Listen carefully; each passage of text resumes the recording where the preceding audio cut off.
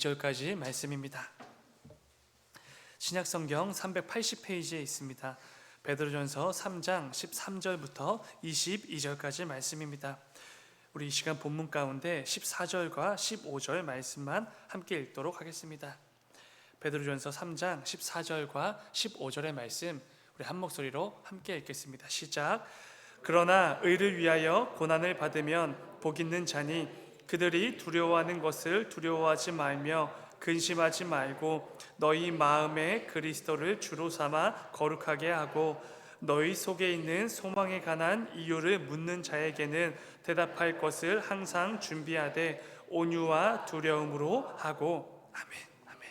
이 새벽에 예물 들으신 분들 있습니다. 생일 감사헌금 정현식 지사님 예물 들으셨습니다. 잠시 기도하겠습니다. 사랑하는 주님, 아버지, 오늘도 주께서 허락해 주실 그 귀하고 복된 삶의 자리로 나아가기 전에 예배의 자리로 우리를 먼저 불러주시니 주여 진정으로 감사를 드립니다. 이 새벽에도 말씀과 찬양과 기도로 또 간구로 부르짖음으로 나아가는 모든 기도자들을 기억하여 주시고 또 복을 더하여 주셔서 오늘 하루도 그 어느 때보다 하나님께서 기뻐 여기실 만한 그 삶의 열매들을 결단하고 가득 맺어 나가는 우리 모두가 되어질 수 있도록 아버지 인도하여 주시옵소서.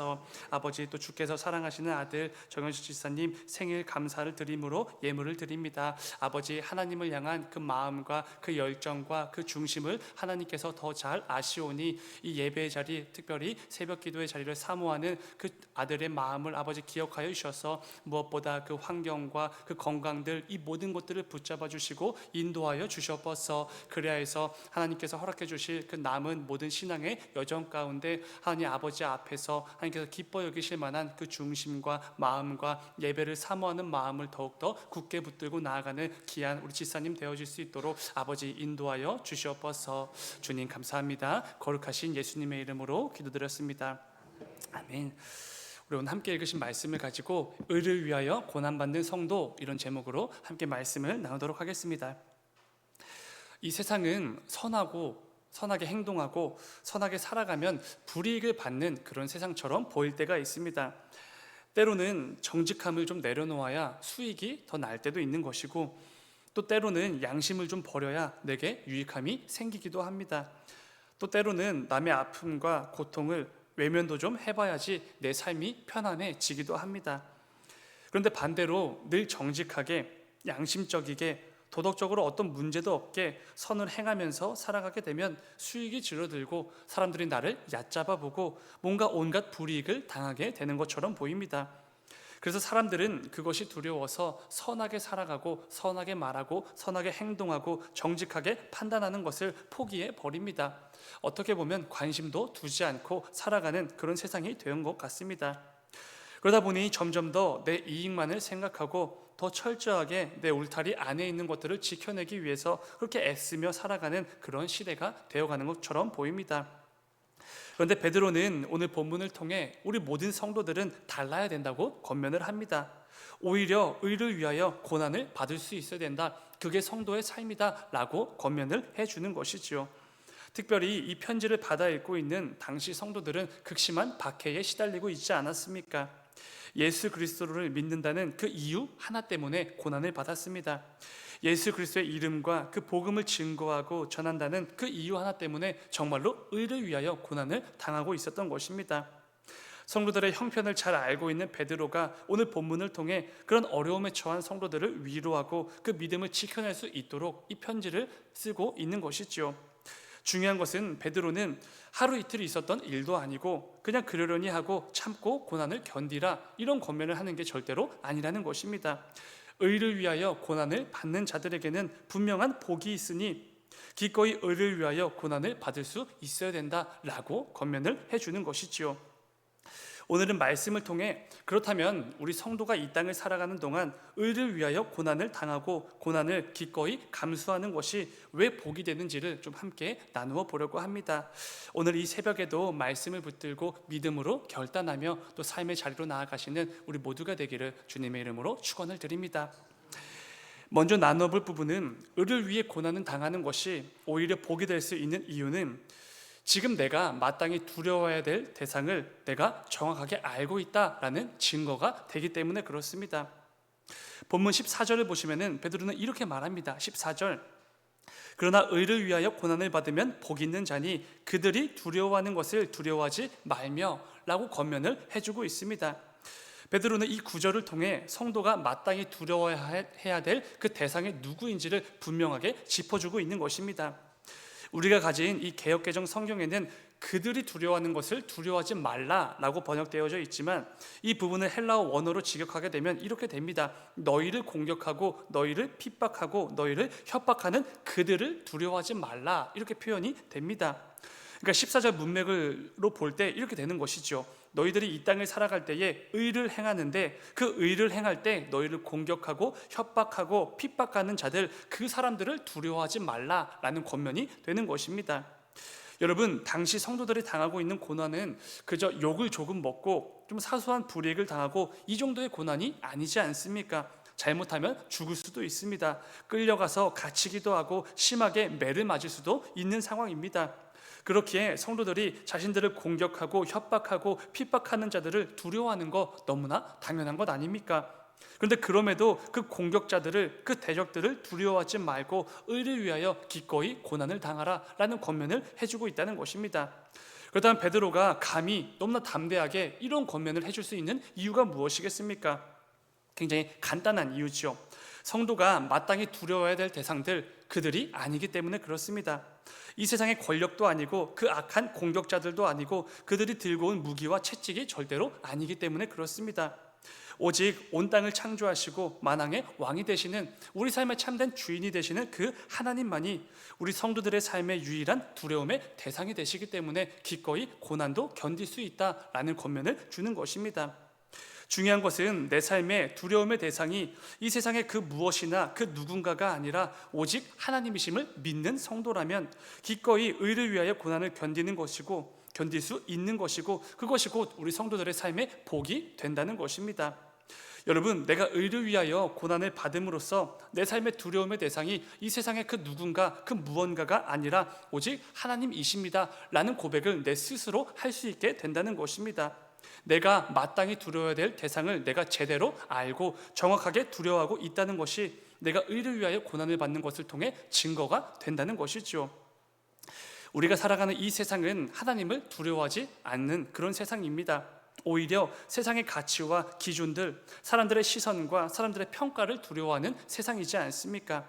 문제는 우리 성도들 역시 그럴 때가 정말 많다는 것입니다. 세상 사람들과 똑같이 돈을 두려워하고 권력과 명예와 사람과의 관계를 두려워합니다. 그래서 세상과 똑같이 종종 하나님을 마땅히 두려워하지 않는 그런 삶을 살아가게 되는 것이죠. 두려움의 대상이 잘못된 채로 이 땅을 살아가고 있다는 것입니다. 그 가운데 그 결과로 의를 위하여 고난을 받는 것, 어떻게 보면 우리 성도들의 사명인데 그것을 질색을 하고 완강하게 거부하며 그것이 진짜 종교인이 아니라고 생각하며 살아가게 되는 것입니다.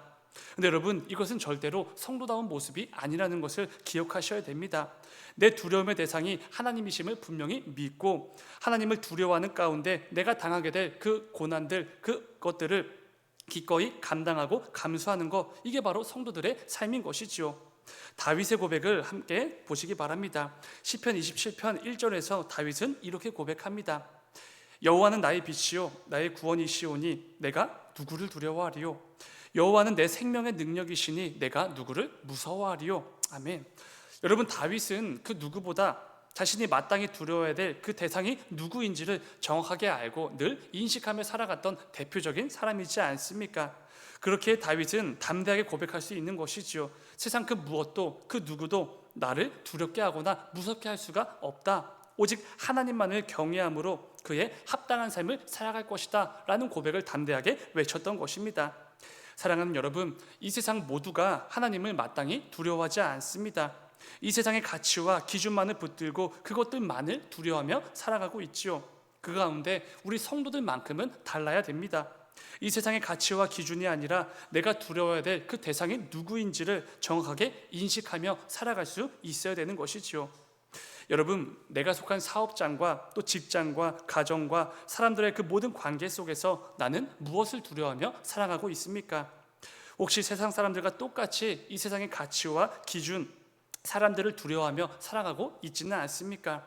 오늘 말씀을 기억하시면서 내 삶 속에 마땅히 이 두려움의 대상이 되시는 그 하나님을 향한 두려움보다 더 큰 이 세상의 다른 두려움들을 품고 살고 있지는 않은지 꼭 점검해 보시고 믿음으로 결단하는 이 새벽이 되시기를 간절히 소망합니다.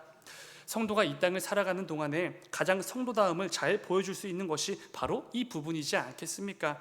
세상 사람들 모두가 돈을 두려워하고 권력과 명예와 세상의 좋은 것들을 두려워하며 살아가고 있습니다. 그래서 그것을 얻기 위해 혈안이 되어서 살아가고 있지요. 그런데 그 가운데 우리 성도만큼은 다르게 사는 것입니다. 내 삶의 참된 주인이 되시고 창조주가 되시는 그 하나님을 두려워하는 그 모습을 통해서 성도다움이 뭔지, 성도의 삶이 어떻게 다른지를 분명하게 보여줄 수 있어야 된다는 것이지요. 이 새벽에 기도하실 때 이 아름답고 이 멋진 믿음의 삶을 살아낼 수 있도록 함께 결단하며 기도하는 이 새벽이 되기를 주님의 이름으로 축원을 드립니다. 또 한 가지 나눠볼 부분은, 의를 위해 고난을 당하는 것이 우리 성도들에게 복인 이유는 이를 통해 우리가 예수 그리스도의 그 복음을 증거할 수 있는 기회가 생기기 때문에 그렇습니다. 본문 15절 중간 부분을 보시면은 이렇게 말씀합니다. 너희 속에 있는 소망에 관한 이유를 묻는 자에게는 대답할 것을 항상 준비하되.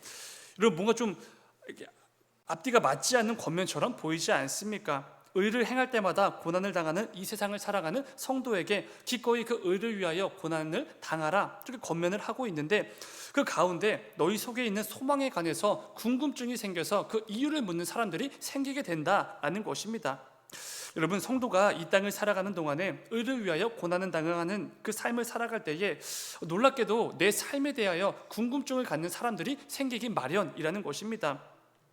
아무도 의를 위하여 고난당하지 않지 않습니까? 모든 사람들이 조금이라도 손해보지 않기 위해, 불이익을 당하지 않기 위해 혈안이 되어 있기 때문에 그렇습니다. 그런데 그 가운데 우리 성도들은 완전히 다른 삶을 사는 것이죠. 내가 조금 손해보더라도, 조금 불이익을 당하더라도 기꺼이 의를 행하고 선을 행하며 살아가게 된다는 것입니다.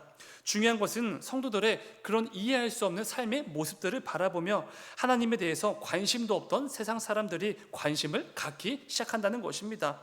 어떻게 그런 삶을 살 수가 있냐고, 어떻게 그런 행동, 그런 말, 그런 선택을 할 수가 있냐고, 그게 가능한 이유를 묻기 시작한다는 것입니다. 상식적으로 이해가 가지 않기 때문이겠지요. 세상의 가치와 기준과 그 판단으로는 도무지 납득이 안 가기 때문에 진짜로 궁금해서 다가와서 그것을 묻게 된다는 것입니다. 중요한 것은 여러분, 우리 성도가 그런 삶을 살 수 있는 근본적인 이유가 무엇이겠습니까? 내일 새벽에 또 나누겠지만 예수님 때문이지요. 나를 위해 십자가 달려 죽으신 그 억울함, 그 부당함, 그 불이익을 나 같은 죄인 때문에 먼저 기꺼이 감당해 주셨던 그 예수님 때문이지 않습니까? 그렇기에 내 삶을 보고 그 이유, 그 본질적인, 그 근본적인 이유가 궁금해서 그 이유를 묻는 자들에게 우리는 우리 주님의 그 십자가의 은혜를 전할 수 있는 그 기회가 마련이 된다는 것입니다. 우리 주님께서도 이렇게 말씀해 주셨습니다. 마태복음 5장 16절, 이같이 너희 빛이 사람 앞에 비치게 하여 그들로 너희 착한 행실을 보고 하늘에 계신 너희 아버지께 영광을 돌리게 하라. 아멘. 성도의 삶은 그냥 어쩌다 보니 살아가는 삶이 절대로 아니죠. 이 세상을 비추는 빛으로서 우리를 빛으로 이 세상에 보내주신 것입니다. 우리는 절대로 그냥 우연히 태어난 김에 살아가는 자들이 아니지요.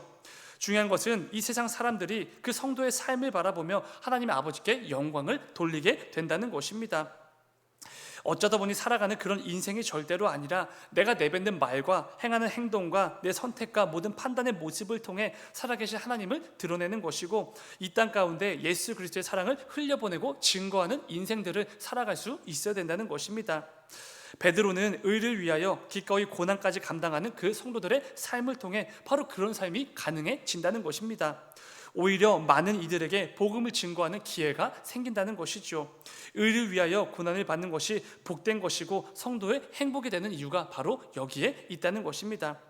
사랑하는 여러분, 오늘 말씀을 묵상하시면서 이 부분을 꼭 점검해 보셔야 됩니다. 스스로에게 이런 질문을 꼭 던져 보셔야 됩니다. 내 삶을 보면서 내가 이렇게까지 살아갈 수 있는 이유를 물어보는 사람이 있었는가? 라는 질문입니다. 왜 기꺼이 의를 위하여 고난까지 감당하냐고 물었던 사람이 있냐는 것이지요.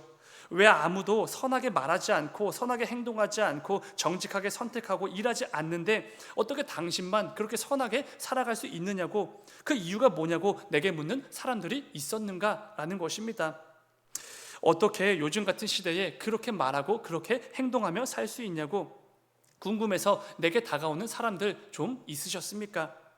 아니면 다른 사람들과 전혀 다를 게 없어서 세상의 방식과 조금도 다름이 없이 살아가는 그런 인생이어서 그 누구도 내게 다가와서 아무것도 묻지 않는 그런 삶을 살아오지는 않으셨습니까? 청년 일부의 한 청년이 직장에서 이런 말을 들었다고 합니다. 평일에 업무를 다 마치고 교회 일을 하고 있는 청년이었습니다. 언니는 평일에도 그렇게 빡세게 살면서 어떻게 주말에도 교회에 나가서 또 일해? 라는 질문을 했다고 합니다. 세상의 가치와 기준으로 볼 때는 이해가 안 가는 것이죠. 평일에는 누가 봐도 그렇게 치열하고 분주하게 살면서도 주말에는 어김없이 교회에서 나가서 일하고 퇴근하면 또 교회 일을 하고, 너무나 이해가 안 가는 것입니다. 도대체 그렇게까지 할 수 있는 이유를 찾을 수가 없는 것이죠, 이 세상에서는요. 그래서 그 이유가 뭔지가 궁금해서 다가와서 이런 질문을 했다는 것입니다. 그 가운데 자신의 삶의 가치가 어디에 있는지를 설명해 주었고, 교회가 자신에게 어떤 의미인지 어떤 존재인지를 자연스럽게 전했다고 합니다. 여러분, 이게 바로 복음 증거의 모습이지 않겠습니까? 그리고 성도라면 주변 사람들로부터 이런 말을 좀 들어봐야 되는 것 아니겠습니까? 내가 속한 사업장에서, 직장에서, 가정에서, 모든 관계들 속에서 꼭 좀 들어봐야 될 그런 말입니다. 사랑하는 여러분, 요즘 전도가 힘들다, 복음 증거하기 참 어렵다, 이런 말들이 넘쳐나는 시대입니다. 시대의 흐름과 그 문화의 그 모습들을 보면은 정말로 그런 시대가 되어가고 있습니다. 그런데 그 가운데 우리가 절대로 포기해서는 안 되고 가장 기본적이고 꼭 해내야만 되는 전도는 내 삶을 통해 복음을 증거하는 그 전도이지 않겠습니까? 내가 내뱉는 말과 내가 행하는 행동과 수시로 내리는 그 선택을 통해 내 주변 사람들이 내 삶의 이유를 먼저 궁금해하고 내게 먼저 다가와서 그렇게 살 수 있는 이유를 물어보는 그 삶을 좀 살아봐야 되지 않겠습니까? 그 가운데 우리 성도는 내 삶의 유일한 이유가 되시는 예수 그리스도의 그 은혜와 그 십자가의 복음을 전할 수 있는 것이지요. 오늘 말씀을 기억하시면서 저와 여러분의 삶이 그런 삶이 되기를 간절히 소망합니다. 내가 애써서 복음을 증거하러 다니지 못한다고 해도 누구든지 내 삶을 보기만 하면 먼저 다가와 예수 그리스도에 대해서 묻게 되는 이런 멋지고 아름다운 그리고 성도다운 삶을 꼭 살아내시는 저와 여러분이 되기를 주님의 이름으로 축원을 드립니다. 잠시 기도하겠습니다. 사랑의 주님, 아버지, 우리가 이 땅을 살아가는 가운데 무엇보다 내 삶을 통해서 예수 그리스도의 그 사랑이 얼마나 놀랍고 풍성한 것인지를 마음껏 드러내고 증거하는 우리 모두의 삶이 될 수 있도록 아버지 인도하여 주시옵소서. 세상과 똑같이 말하고 똑같이 행동하고 똑같이 선택하는 내 삶을 통해서 아무도 궁금해하지 않고 먼저 다가와 어떻게 그렇게 살 수 있냐고 물어보지 않는 그런 인생이 아니라 누구라도 내 삶의 그 모습들을 보기만 하면은 나에게 찾아와서 먼저 예수 그리스도에 대해서 묻게 되는 그런 삶을 살 수 있는 이유를 먼저 물어보는 이런 멋지고 성도다운 삶을 우리 모두가 살아낼 수 있도록 아버지 인도하여 주시옵소서. 오늘 하루도 내가 속한 사업장과 직장과 가정과 그 모든 관계들 속에서 누가 봐도 다르게 말하고 행동하고 선택하고 판단하는 그 모습을 통해서 오늘 하루도 하나님께 영광을 돌리고 예수 그리스도의 그 복음을 마음껏 증거하는 우리의 복된 삶이 다 될 수 있도록 아버지 인도하여 주시옵소서. 주님 감사합니다. 거룩하신 예수님의 이름으로 기도드렸습니다. 아멘. 아멘. 너희는 이렇게 기도하라.